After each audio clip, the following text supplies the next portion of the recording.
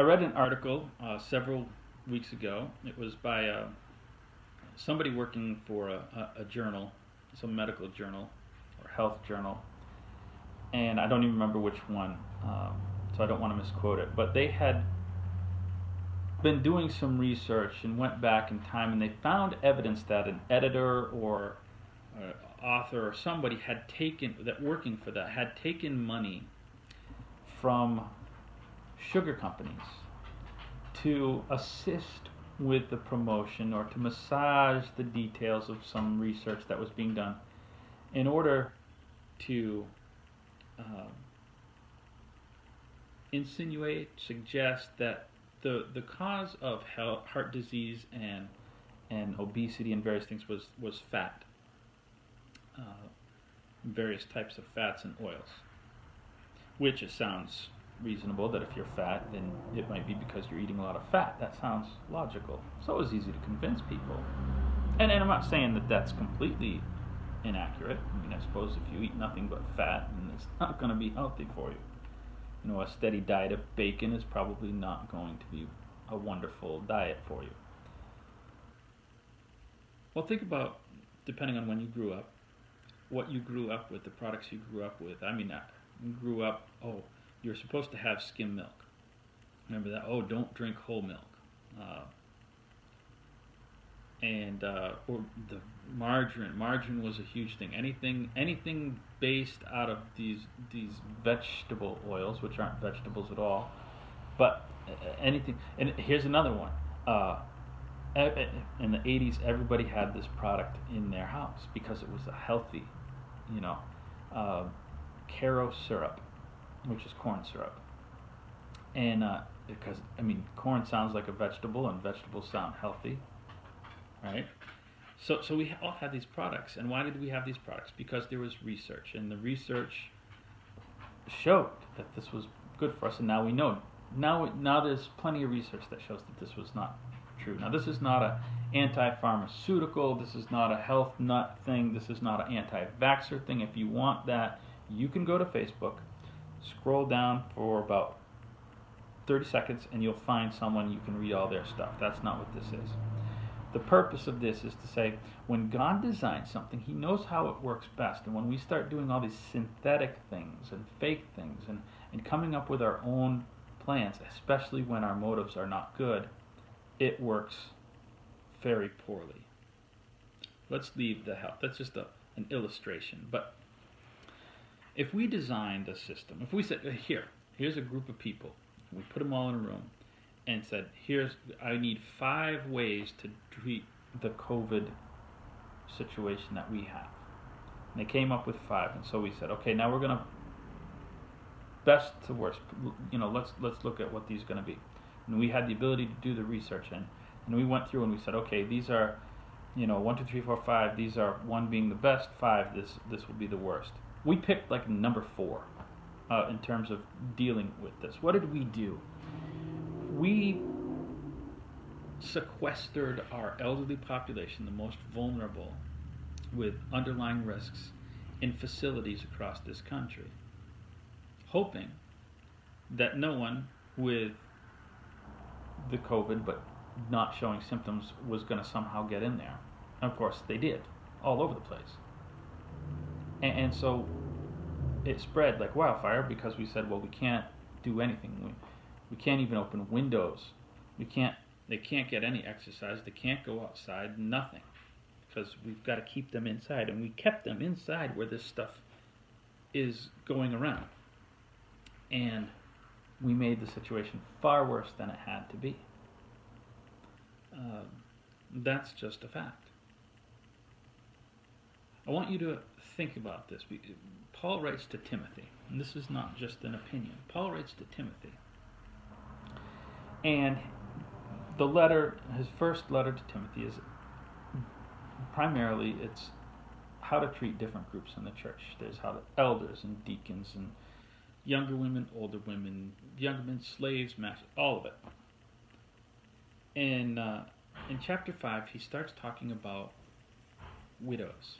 And they had a thing called the number, and that was a group of widows that were taken care of by the church. And the church paid money out of the benevolence, and they were willing to do that to help these ladies. But there were rules.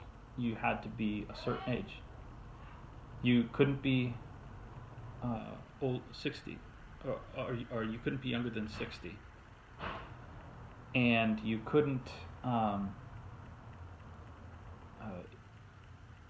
have. Well, let me share with you what he says in verse 16 of chapter 5. He says, "If any believing man or woman has widows, let them relieve them, and do not let the church be burdened, so that it can relieve those who are truly widows."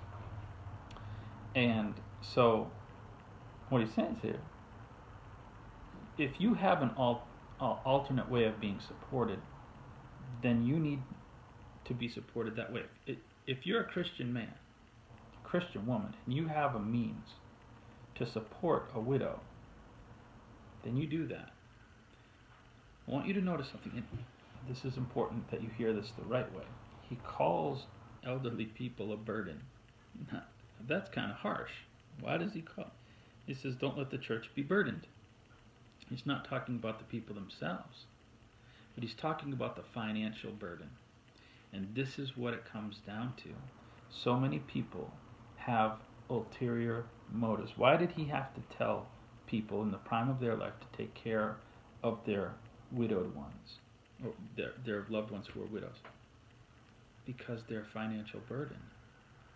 Because that's going to eat into my profits. He says, Paul says, if anyone won't take care of their own, they are worse than an infidel. He has to tell them, you're like worse than heathens if you won't take care of your own family. Now think about this. And obviously we live in a society that's not as heavily Christian as it was, but if we backed up in time and more people were doing this who could, we would have had far fewer people in nursing homes. If we had far fewer people in nursing homes, we wouldn't have the situation we had. They would have been isolated from the other people who are the sickest among them. And this is just a fact of the case. This is not revisionist history or anything else, but maybe we just didn't have it. Now, I realize that nursing homes, a lot of them take care of people, and you can't have certain kinds of elderly people in a home where they're not unsupervised. If I go to work and my wife goes to work and their kids are at school, you can't have an Alzheimer's patient at home by themselves. That's a greater risk. But I want you to think about this as we go forward. And as we start coming out of this and we start thinking about the future, do not lose sight of what has happened, because it's important. You've never thought of it this way before, maybe, because we haven't really had to. This has made us aware of something. The flu every year takes 40,000 to 60,000 people in the United States. Who are those people? They're elderly people with underlying causes in nursing homes. That's who they are. The numbers here are a little bit higher than that, so it's been a little bit more dramatic, and we've had something called to our attention. But if we just forget this warning and go forward the way we were, then we haven't learned anything. And more elderly people are going to die. It might not be so scary because it's called something else, and we just call it the flu, and the flu sounds like I got a stomach bug and I'm okay. But this is a chance for the church to wake up and say, you know what, my personal burden is not so important. The health of our loved ones going forward is a little bit more important. So in the future, maybe we can have attention to taking care of our own when they get to the age where they need it, instead of nursing homes. And maybe we can mitigate some of the problems we have. Again, obviously you might not have the financial means to do that. You might not have the medical means to do that, or the living space means to do that. I understand that. But those who can, he says, those who can should do it to help the church. But also, in our situation to help the elderly and to give them a better chance against some of the things that they suffer from.